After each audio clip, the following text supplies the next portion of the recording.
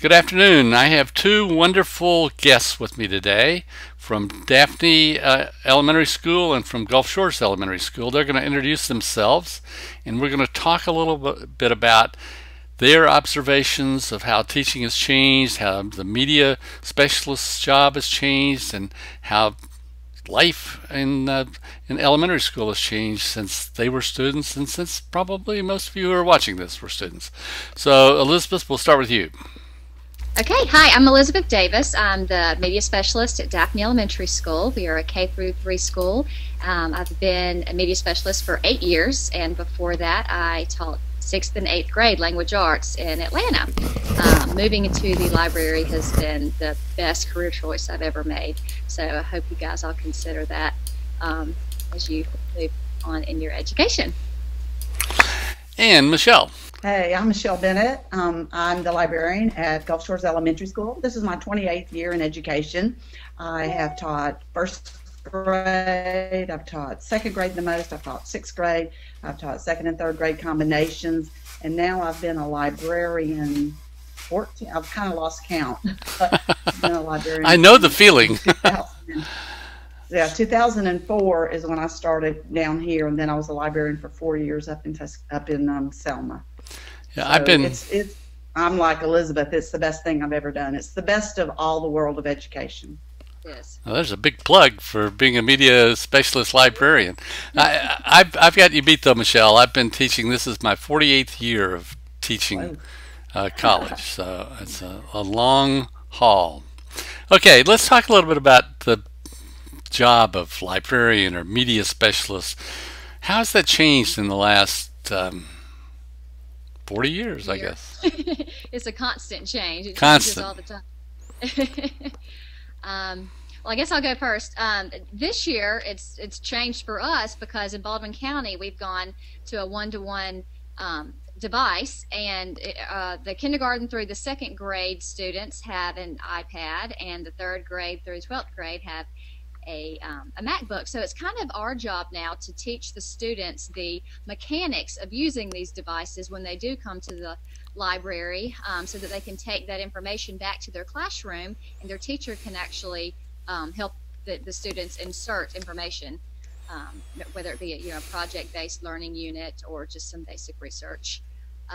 But technology it's everywhere in the library now. Not only the obvious, the card catalog, but now ebooks. And I still feel and still see that when students want to read a fiction book, they will go back to the old paper book. But if they're doing more, they want to read nonfiction or do more research, then that's when they use the online resources because it's more up to date. And so I just think that technology is completely overwhelmed and taken over libraries, and it's been a change. It's not a bad thing, but Michelle, how do you feel about that? I'm in Baldwin County also, so the things that Elizabeth has described happening at her schools, same thing that's happening at ours. We've had fourth through sixth grade have had MacBooks, I believe 2 full years now. And we had a combination of iPads in all the classrooms. The teachers had up to 10. At the end of the year, we went fully one-to-one from first grade all the way through sixth grade. Kindergarten have 8, 10, I forget the numbers. It's changed over the course of the year. But teaching changes. When everyone has a device, we have to change as a teacher. One of the new terms that's being used for librarian across the country is teacher librarian. And it's been wonderful. It's been the most exciting year of my career this past year. Because of what we're doing with project-based learning, with some lessons have been challenge-based classes or very, very close to challenge-based learning. It forces the teachers and the groups of us that work with the teachers to change. It uses a much more collaborative approach, and the communication between the different departments is increased. Our principal made the decision last spring that the technology coach, myself the librarian, and the curriculum partner would meet once a week with all the grade level teams. That has been a total game changer at our school. And as a librarian, what it's done for me, it's put me back into curriculum. I sit once a week with each one of the grade level teams, and I'm sitting right there. Michelle, do we have a series on the rainforest? What do we have as far as earthquakes and volcanoes? If I need to, I can go get the books then. If I need to, they'll ask me, what do we have? What's on iTunes that I can get for them? I'm a resource that they make way more use of now that I see them more often, and that we have the collaborative planning lessons. So that's been a big game changer this past year that has just, it's been fun, it's been exciting, and it's been something that has totally challenged all of us, and we all look back on it as a very, very exciting change in education. You're also responsible, I suppose, for helping people find things in iCurio and in Discovery Ed, because Baldwin County has really made major use of those two resources in the teaching and instruction. And I'm going to try something out on you. My guess is that you're seeing students do far more research than they ever did before. We're excited about it, yes. And excited about it. And why do you think they're excited about it? Because that's an important part of the whole process. Sure. Well, in this whole project-based learning approach, it's the way it's presented to the students by the teacher. It's giving them a guiding question and having them see the connection to the real world, and they're not just sitting there at a desk and solving problems. They're actually, oh yeah, I could really help the world by solving this problem. Right. And so they're excited about doing their research. But they get engaged and they have a real world purpose for that, and it's not just something that they have to memorize and burp back, I suppose. Right.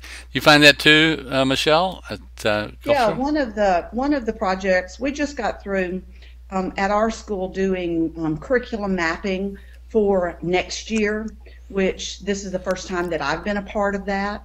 Anyhow, one of the things that the 6th grade team went over, and they were so proud of, so much of the project-based lessons, you want it to be as an authentic a project as possible. One of the neatest things that the 6th grade did for one of the local restaurants, Sea and Suds, they allowed the students to make a placemat for students, for children when they come into Sea and Suds, and on the placemat were all the unique things about this area, the flags, how you can help us, how it affects the animal life on the beach, anything and everything that the students learned in their research. They made placemats, and Sea and Suds paid for the production of those placemats, but the teachers put down a game plan or rubrics to kind of evaluate those placemats, and I think they ended up with 6 different ones. And so it became a real world project. People would go down to Sea and Suds, the children colored on the sheets, they saw their work. It was a viable piece of education, and they could tell you every single thing about it. It was just great. And the teacher, we're still talking about it, and we did that several months ago. Right. But it makes it brings the fun back into education. And the biggest thing that happened at the end of the year, as we did more and more of this, the teachers would say, Michelle, come into the room. You're not going to believe what they did with this project. When you give the students back the autonomy, to develop what they want to learn and to inquire about the things that they want to learn, the ownership value changes, and it takes the learning to so many different places that you can't always anticipate, and the teachers are so proud to be a part of it. It's a very exciting thing to be a part of. So here we have kids engaged in real research, which is different than it used to be. We have kids who are producing products that will affect the community, whether you gave a placemat example, probably Elizabeth, you've got some examples too. of where it really affects the community, of where the teachers aren't just doing the same thing and bored to death, but they're excited by the excitement of the kids. And all of this stems from that focus on project-based learning and having the tools with which to do the research, which is where technology comes in. Am I right about that? Is that what's happening? Well said. Yes. So can you give us an example of some of the exciting things that have happened at Daphne? And we are just now starting the project-based. Oh, you're just starting. We are hanging on to the coattails of Gulf Shores Elementary, and those are good coattails to hang on to. Let me tell you. Yes. We will start in the fall. We're all being trained right now and involved in the Digital Renaissance Leadership Program. Several of us are, and anxious to get started. We hear wonderful things and ready to go with it. Well, let me just wrap up this session and say, I ask you to really, if you have any message for my students, who either the ones that are going into media or library, thinking about that, or we got two enthusiasts right there. That's great. Now remember that, students, that this is a world in which you now have a lot more opportunities than you had before, because you have excited students who want to do research, and that's what it's all about.